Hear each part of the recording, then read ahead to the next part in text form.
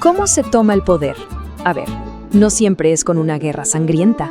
A veces es un proceso mucho más lento, casi invisible. Uno donde el poder se va deslizando de las manos de quienes tienen la corona a quienes en realidad mueven los hilos desde las sombras.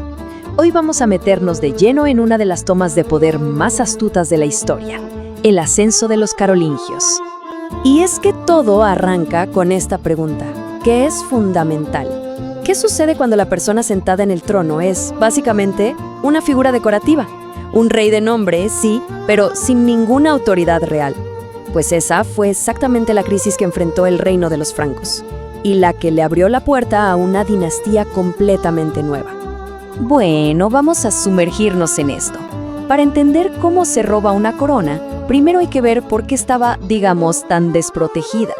Hablemos de la decadencia de la que alguna vez fue la poderosa dinastía merovingia. Es que el contraste es brutal de verdad. Por un lado tenemos a Clodoveo, el fundador, un líder formidable, que no solo unificó a los francos, sino que forjó una alianza clave con la Iglesia. Y por otro lado, bueno, tenemos a sus sucesores, quienes, sobre todo después del año 639, son recordados por la historia simplemente como eso, débiles e incompetentes. Entonces, el meollo del asunto es este. La autoridad ya no estaba en la figura del monarca. Se estaba creando un vacío de poder peligrosísimo en la cima del reino. Y como bien sabemos, en la política, un vacío de poder nunca, pero nunca, se queda vacío por mucho tiempo. Y esto nos lleva directo a la siguiente parte de la historia. Mientras los reyes se debilitaban, otra figura estaba muy silenciosamente ganando fuerza, acumulando todo ese poder que los monarcas dejaban escapar. ¿Y quiénes eran estas figuras? Los mayordomos de palacio. Ojo, este cargo no empezó siendo la gran cosa.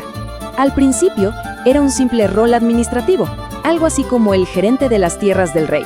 Pero con el tiempo, se transformó en el verdadero centro de poder de todo el reino. Y esto es lo que hacían.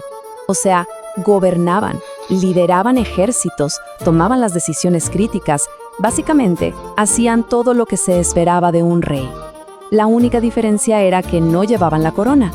Eran los gobernantes de facto, mientras que los reyes merovingios eran solo una fachada. Pasemos ahora a la figura que realmente consolidó el poder de esta familia de mayordomos. Un hombre cuya leyenda se forjó en el campo de batalla y que iba a demostrar que su linaje era el verdadero protector del reino.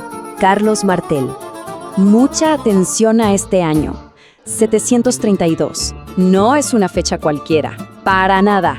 Es una fecha que no solo cambió el destino de los francos, sino que resonó en toda Europa. Marcó un antes y un después. Y aquí está el porqué. En la famosa batalla de Poitiers, Carlos Martel y sus fuerzas francas lograron una victoria decisiva, frenando en seco la expansión del califato omeya, más allá de la península ibérica. Esta victoria no solo salvó al reino, sino que convirtió a Carlos en un héroe legendario. Su reputación quedó sellada con su apodo, Martel, que significa el martillo. Se lo ganó por su contundencia militar. Ya no era solo un administrador, era el martillo que defendía la cristiandad. El poder simbólico de este nombre era inmenso. Bien, el padre demostró el poder militar de la familia. Ahora le tocaba al hijo, Pipino el Breve, dar el siguiente paso. Y él no solo quería el poder, quería el título. Y para eso necesitaba una justificación divina. Pipino, que era una estratega brillante, decidió que esta contradicción tenía que terminar. Sabía que simplemente tomar la corona a la fuerza podía provocar una guerra civil. Necesitaba que una autoridad superior legitimara el cambio. Así que le hizo una pregunta muy audaz a la máxima autoridad religiosa de la época, el Papa. La pregunta era, en esencia, si era justo que la persona con todo el poder no tuviera el título de rey. Y la respuesta del Papa lo cambió todo. Con estas palabras, el pontífice le dio, en efecto, la bendición papal a un golpe de Estado. Declaró que el poder de facto debía ser el poder oficial. Era la luz verde que Pipino había estado esperando.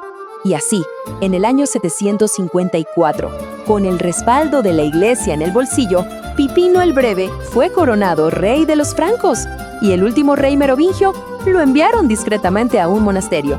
La toma de poder estaba completa. La dinastía carolingia había comenzado oficialmente, no solo por la espada, sino por la gracia de Dios. Pero claro, esta bendición papal no fue gratuita.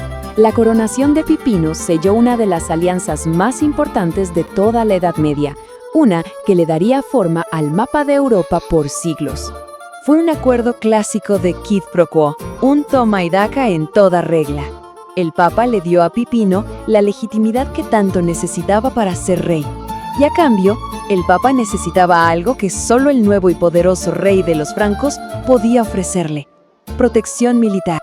A ver, vamos a desglosar este acuerdo. Paso 1. El Papa estaba siendo amenazado por los lombardos en Italia. Paso 2. Pipino, cumpliendo su parte del trato, cruza los Alpes con su ejército y los derrota. Pero no se detuvo ahí. Pasos 3 y 4. Conquistó un enorme territorio en Italia y en un gesto histórico se lo entregó al Papa. ¿Y el resultado? Paso 5. La creación de los estados pontificios, que le dieron al papado un poder terrenal que duraría más de 1000 años. Casi nada.